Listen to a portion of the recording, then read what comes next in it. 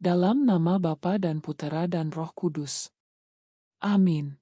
Allah Bapa sumber kebersamaan dan kerukunan, Engkau memanggil orang untuk menyuarakan sabdamu dan memasyhurkan namamu.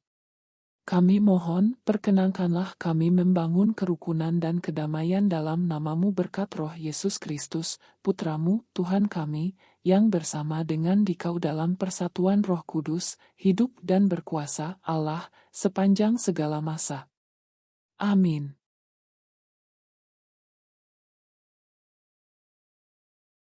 Semuanya itu milik kamu, tetapi kamu milik Kristus, dan Kristus milik Allah.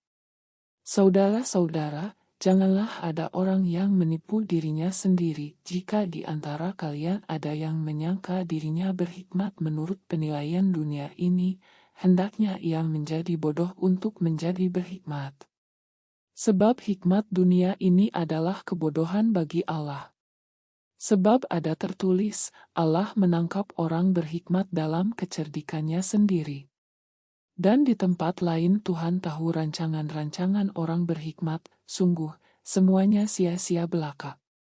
Karena itu janganlah ada orang yang memegahkan dirinya atas manusia, sebab segala sesuatu adalah milikmu, baik Paulus, Apolos, maupun Keas, baik dunia, hidup, maupun mati, baik waktu sekarang, maupun yang akan datang. Semua itu milik kalian, tetapi kalian milik Kristus, dan Kristus milik Allah. Demikianlah sabda Tuhan. Syukur kepada Allah.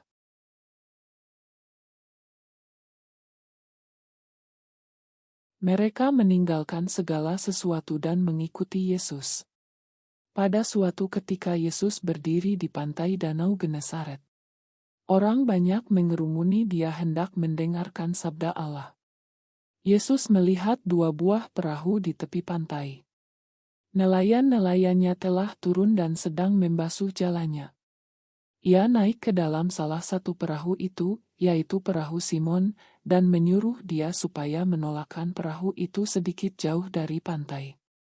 Lalu Yesus duduk dan mengajar orang banyak dari atas perahu. Selesai berbicara ia berkata kepada Simon, "Bertolaklah ke tempat yang dalam dan tebarkanlah jalamu untuk menangkap ikan."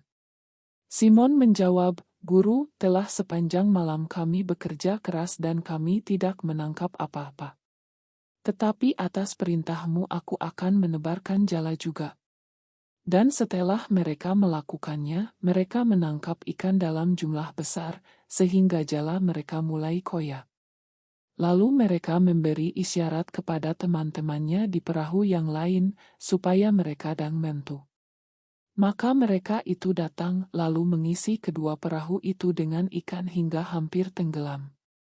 Melihat hal itu Simon tersungkur di depan Yesus dan berkata, "Tuhan, tinggalkanlah aku karena aku ini orang berdosa."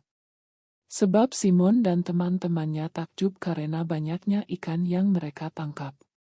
Demikian juga Yakobus dan Yohanes, anak-anak Zebedus, yang menjadi teman Simon.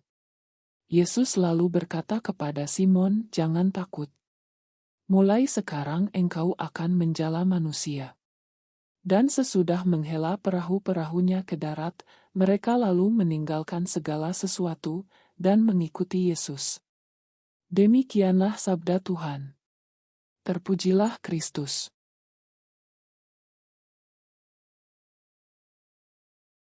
Saudara dan saudari dalam Kristus, hari ini kita semua harus menyadari betapa besar kasih dan pengabdian yang Tuhan Allah kita miliki bagi kita semua. Ketika para murid tidak bisa mendapatkan ikan sepanjang malam, mereka lelah, dan mereka pasti ingin berhenti memancing sama sekali. Lagi pula, siapa yang waras, ingin mencoba lagi setelah berjam-jam berusaha tanpa hasil. Tetapi Tuhan tidak menyerah pada umat manusia, karena Dia menyuruh para murid untuk bertolak ke tempat yang dalam bahasa Latin, duc in altum, yang berarti pergi ke tempat yang dalam, menempatkan jala lebih jauh dan lebih dalam ke dalam air. Jadi, alih-alih mundur atau menyerah, Tuhan terus mendorong lebih keras dan bekerja lebih keras lagi untuk keselamatan kita.